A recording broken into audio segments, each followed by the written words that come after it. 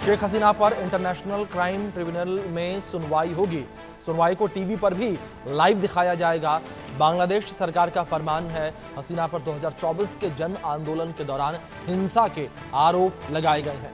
शेख हसीना को पिछले साल 5 अगस्त को व्यापक छात्र आंदोलन के बाद सत्ता से हटाया गया था। उनके खिलाफ मोहम्मद यूनुस सरकार ने कई आरोप भी लगाए हैं। ये आरोप जुलाई अगस्त 2024 के जन आंदोलन के दौरान हुई हिंसा से संबंधित हैं, जिसमें सैकड़ों लोग मारे गए थे और ट्रिब्यूनल ने उन्हें पहले 18 फरवरी को हसीना के खिलाफ जांच को अप्रैल तक पूरा करने का आदेश दिया था और अब अभियोजन पक्ष औपचारिक रूप से उनके खिलाफ आरोप प्रस्तुत करेगा। आईसीटी बीडी के अभियोजक गाजी एमएच तमीम ने बताया कि सुनवाई आज शुरू होगी और इसे बीटीवी पर लाइव प्रसारित भी किया जाएगा।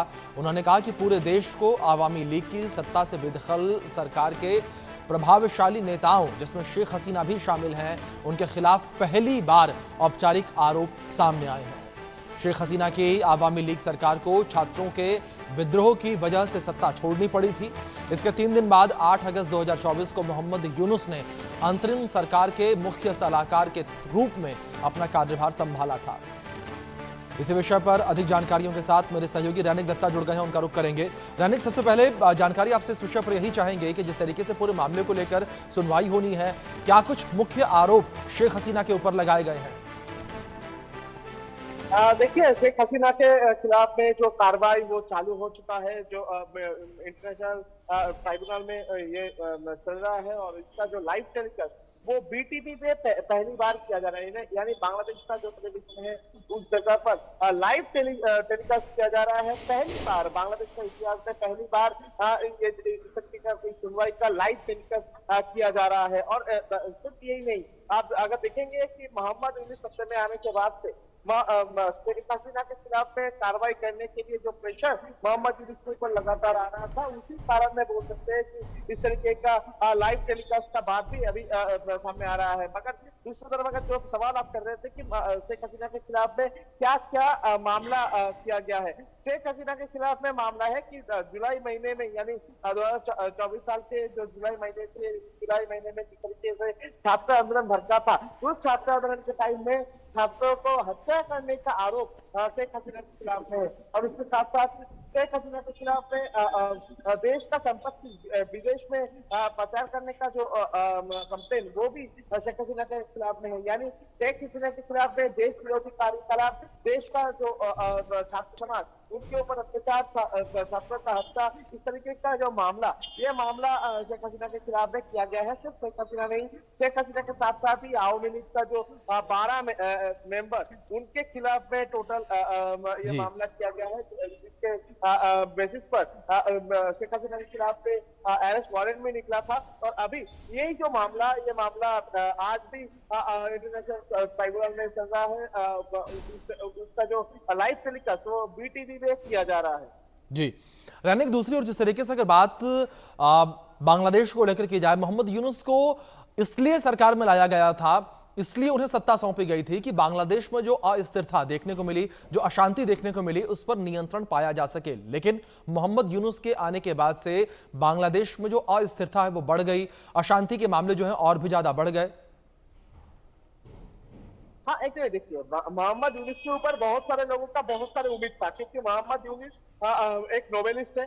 वो उनको शांति के लिए नोबेल भी मिला था और उनके ऊपर सबको उम्मीद था कि वो जब बांग्लादेश में सत्ते में आएंगे तो बांग्लादेश का तस्वीर कुछ अलग होगा, नया बांग्लादेश तैयार होगा, जिस बांग्लादेश में शांति वापस आएगा, जिस बांग्लादेश में जो माइनॉरिटीज है वो सुरक्षित रहेंगे, जो महिला है वो सुरक्षित रहेंगे। मगर जो मोहम्मद यूनुस सत्ते में आने के बाद से पूरा उल्टा तस्वीर देखने को मिला है।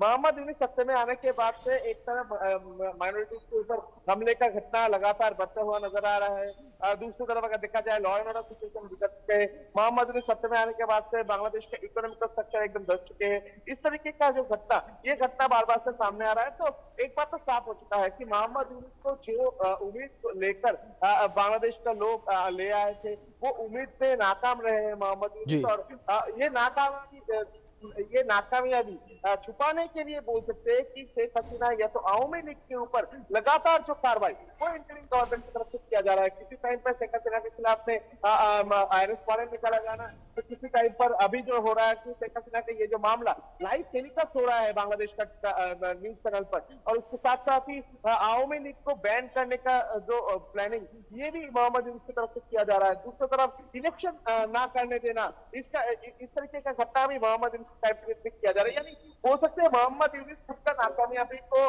छुपाने के लिए लगातार आवामी लीग के ऊपर टारगेट कर रहे हैं, शेख हसीना के ऊपर टारगेट कर रहे हैं। जी, अब दूसरी ओर रहने का आपसे कुछ जानकारी इसको लेकर भी लेना चाहेंगे। जिस तरीके से बात आवामी लीग को लेकर की जाए, आवामी लीग जब से शेख हसीना देश छोड़कर गई हैं उसके बाद एक बार फिर से अब बाउंस बैक करती नजर आ रही है, यानी कि एक बार फिर से आवामी लीग के विरोध प्रदर्शन तेज होते नजर आ रहे हैं।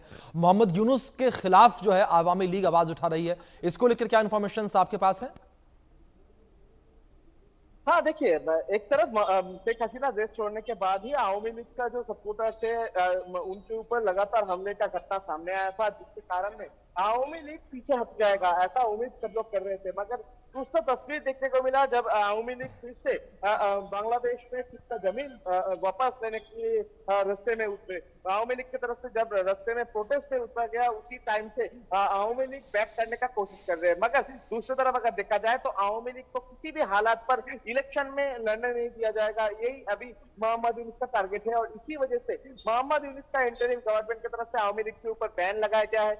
आवामी लीग को किसी भी हालात पर इलेक्शन लड़ने नहीं दिया जाएगा, ऐसा मोहम्मद यूनुस की तरफ से कहा जा रहा है। ठीक ये सिचुएशन को देखते हुए आवामी लीग की तरफ से कहा जा रहा है कि वो लोग किसी भी हालात पर इलेक्शन लड़ेंगे, किसी भी हालात पर शेख हसीना का सपोर्ट में वो लोग रास्ते में आएंगे। और लगातार जो प्रोटेस्ट भी बांग्लादेश में देखने को मिल रहा है। बांग्लादेश का हर एक कोने पर आवामी लीग का जो सपोर्टर्स है उनको इकट्ठा करना, उनको रास्ते में लेकर आके प्रोटेस्ट में शामिल होना, इस तरीके का जो तस्वीर वो बांग्लादेश के सामने आ रहा है। दूसरी तरफ अगर देखा जाए तो बांग्लादेश का आवामी लीग का जो सपोर्टर्स है उनको भी मोटिवेट कर रहे हैं शेख हसीना, क्योंकि 2 दिन पहले भी देखा गया था कि शेख हसीना खुद लाइव में आए थे, सोशल मीडिया में लाइव में आवामी लीग का जो सपोर्टर्स है जिनके ऊपर अत्याचार हुआ था उनके साथ बातचीत भी किए थे, उनको मोटिवेट करने का कोशिश भी शेख हसीना की तरफ से किया जा रहा है। यानी आवामी लीग फिर से बांग्लादेश में खुद का जो पावर वो पावर दिखाने के लिए रास्ते में आ चुके हैं। और अभी देखना पड़ेगा कि मोहम्मद यूनुस